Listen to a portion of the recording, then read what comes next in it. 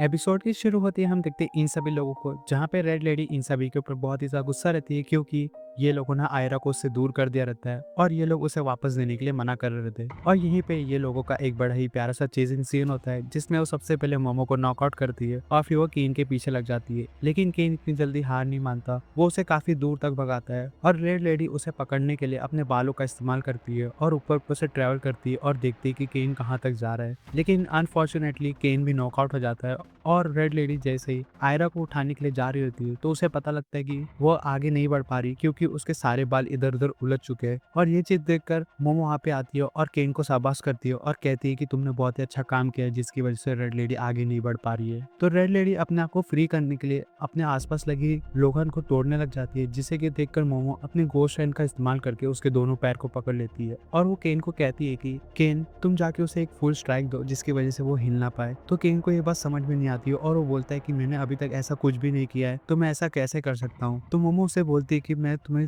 खाली उसे किक मारने को बोल रही हूँ या फिर उसे धक्का देने को बोल रही हूँ जिसकी वजह से वो बिल्कुल भी हिल डुल ना पाए। और फिर यहाँ पे इन दोनों के बीच में बहस होने लग जाती है। तो रेड लेडी अपने आप को फ्री करने के लिए अपने सारे बाल को तोड़ लेती है और वो मोमो के ऊपर हमला कर देती है, जिसे कि देखकर मोमो घबराते हुए बोलती है कि केन कुछ तो करो। और केन ट्रांसफॉर्म हो गए उसे एकदम जोरदार स्ट्राइक मारता है जिसकी वजह से वो बिल्डिंग को तोड़ के दूसरी बिल्डिंग पे जाके लग जाती है। और ये चीज देखकर मोमो बहुत ही खुश होती है और केन को बोलती है कि तुमने बहुत ही अच्छा काम किया है। और यहाँ पे हम देखते हैं कि केन की हालत एकदम खराब हो चुकी रहती है क्योंकि उसने इतना ज्यादा पावर कभी भी इस्तेमाल नहीं किया रहता। तभी टर्बो कैनी उसके बैग में से बाहर निकलती है और उसे कहती है कि तुम मेरे पावर का इस्तेमाल कर रहे हो तभी भी तुम इतना ही कर पाए, मुझे तुम पे शर्म आ रही है। और ये बात सुनकर केन को बिल्कुल भी अच्छा नहीं लगता।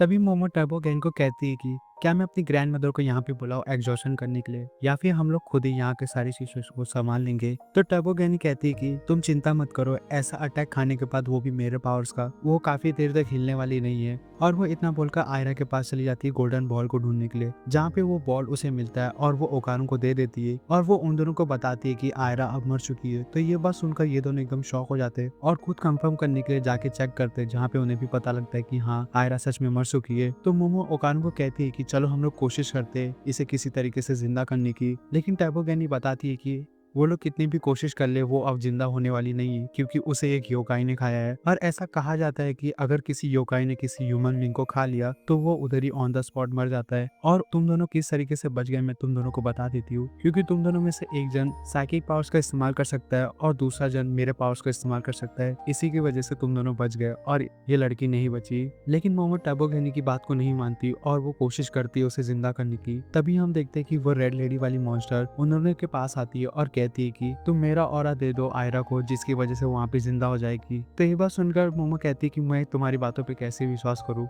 तो रेड लेडी वाली मॉन्स्टर से समझाती है कि ऑरा एक बैटरी की तरह होता है जिसकी वजह से लाइफ चलती रहती है, अगर ये ऑरा नहीं रहेगा तो लाइफ भी नहीं चलेगी। तो तुम मेरा ऑरा निकाल के आयरा को दे दो जिसकी वजह से वो जिंदा हो जाएगी। तो टर्बो गैनी उसके बात को कंफर्म करते हुए मोमो को कहती है कि हाँ वो सच बोल रही है। तो मोमो से बोलती है कि मुझे तुम्हारी बात पे तभी भी विश्वास नहीं है, अगर मैंने आयरा को जिंदा कर भी दिया तो तुम उसे वापस से खा लोगी। तो ये बात सुनकर रेड लेडी वाली मॉन्स्टर अपने मुंह को बीच में से फाड़ लेती है और कहती है कि अगर तुम्हें अभी भी विश्वास नहीं आ रहा तो तुम ये लोहे का सलिया उठा के मेरे सर पे मार दो। तो ये चीज देखकर मोमो को थोड़ा सा विश्वास हो जाता है और उससे पूछती है कि अच्छा तुम मुझे बताओ कि मैं तुम्हारा ऑरा इसके अंदर कैसे ट्रांसफर करूँ। तो रेड लेडी वाली मॉन्स्टर से बताती है कि तुम अपनी साइकिक पावर्स का इस्तेमाल करो और मेरे ऑरा को पकड़ो और फिर उसके ऑरा की तरफ ट्रांसफर कर दो, जैसा कि तुम केबल कनेक्शन के साथ करते हो। तो ये बात सुनकर मोमो ऐसा करने की ट्राई करती है और सीधा हम चले जाते हैं एक फ्लैशबैक में, जो कि ये रेड लेडी वाली मॉन्स्टर का फ्लैशबैक होता है, जिसमें वो अपनी बेटी के साथ बहुत ही अच्छी जिंदगी को बिता रही रहती है और वो अच्छी माँ बनने के लिए और अपनी बेटी को खुश करने के लिए अलग अलग जगहों पे काम भी करती है और अपनी बेटी को बहुत ही अच्छे तरीके से खुश रखती है। लेकिन एक दिन उसके घर पे कुछ लोग हमला कर देते हैं और ये चीज देखकर उसकी बेटी बहुत ही ज्यादा घबराने लग जाती है। तो वो उन लोगों से फाइट बैक करती है लेकिन वो लोग उसे धक्का दे देते हैं जिसकी वजह से उसे कुछ कांच के टुकड़े चुभ जाते हैं और वो उन लोगों से इतना फाइट बैक नहीं कर पाती और वो लोग उसकी बेटी को और उसके घर के पैसे को उठा के वहां से चले जाते हैं।